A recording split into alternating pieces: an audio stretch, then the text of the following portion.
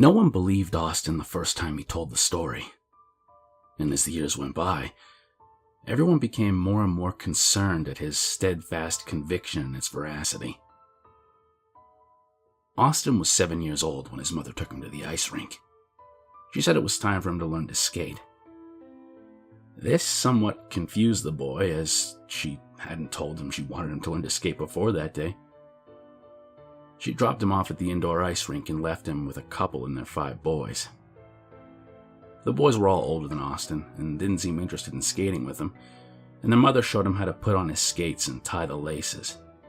But he was a beginner, and he couldn't keep up with the 5 boys who were all experienced skaters.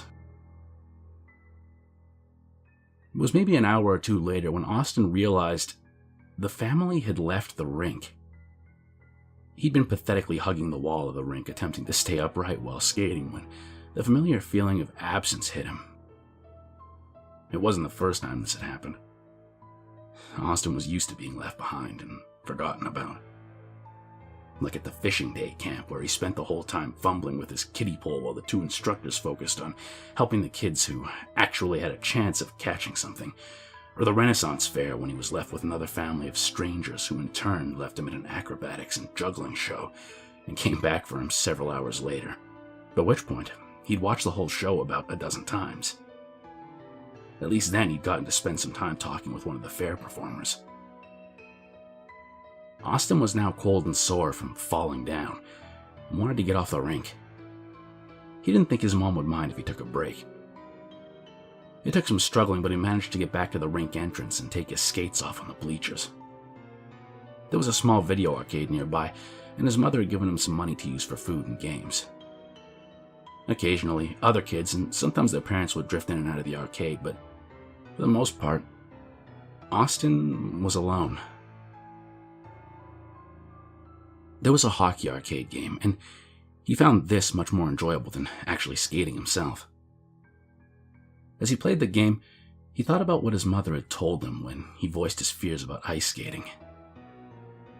Austin was perpetually afraid that he would fall through the ice and drown, that he would just fall through, or that there'd be too many people on the rink and the ice wouldn't support all of their weight, resulting in the ice breaking and all of them falling through into the water.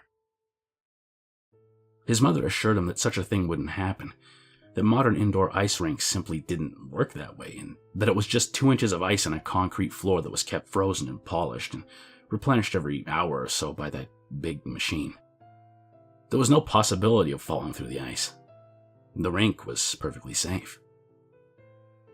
Well, it didn't feel perfectly safe. Even when there was no water under the ice, he'd seen people get hurt on the crowded rink and had been nearly run over several times by bigger skaters. He could sense, even at his age, that the rink was too crowded and that something might happen. There were just too many people jostling about, too many sharp blades, and staff from the rec center seemed to be nowhere in sight. Plus, while skating, he could swear he felt the rink tremble once or twice. Austin was relatively successful with the game. Side distractions were one of the few things he could consider himself actually good at due to the amount of time he spent on them at all the places his mom took him to. But now he was bored. So he quit the game and went off to the rec center lobby. The lobby was empty. Even the receptionist and the person renting skates were nowhere to be seen. On the rink, there were now just a mother and her 2 children. They looked happy, even with their inexperience in falls. Austin looked at a bulletin board near the lobby entrance. Behind a glass covering were several flyers. Though he was just learning to read, Austin could tell they were for various community events.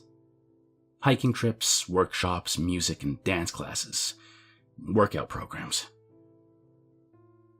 He thought back to the last place his mother had dropped him off at.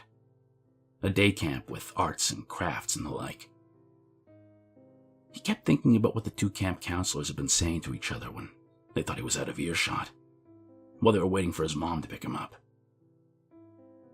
It was late evening, and all the other kids had already gone home. Austin didn't know why the words kept echoing in his head, but he kept thinking about them as he stood alone in the empty community center lobby. The kid's mom barely slowed the car down in the front to jump out. Drove right off without even... Yeah, she's not picking up the phone. This is typical sometimes. The boy obviously doesn't know what he's doing here. I bet if you asked him, he'd say he's been to a lot of... As Austin pondered over this memory, he heard a sudden rumbling coming from the ice rink. He turned his gaze to the glass partition in the lobby. The mother and her 2 kids were in the center of the ice. They looked confused and unsure, no longer skating. There was a second rumble. The 3 people on the ice looked about frantically. And then, the rink started moving. It slowly started turning, counterclockwise, rumbling and scraping as the perimeter appeared to widen around it. The mother frantically grabbed her children's hands and attempted to skate with them off the rink, but they fell down and were unable to right themselves as the rink kept spinning faster and faster. The bleachers all folded up and the space between the ice and the wall kept growing wider, revealing a pitch-black chasm. That's when Austin realized that while the rink was spinning, it was also sinking.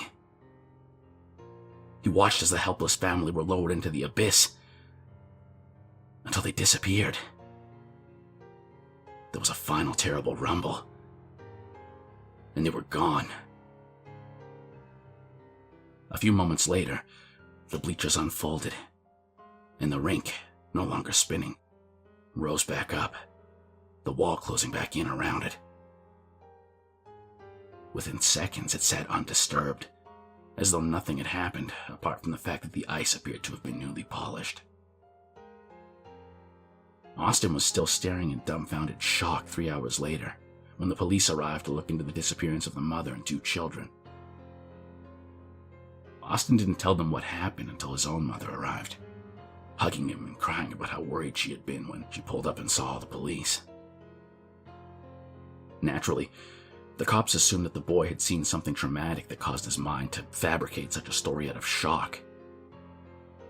But there was one thing, though. Austin wasn't the only one who had seen it.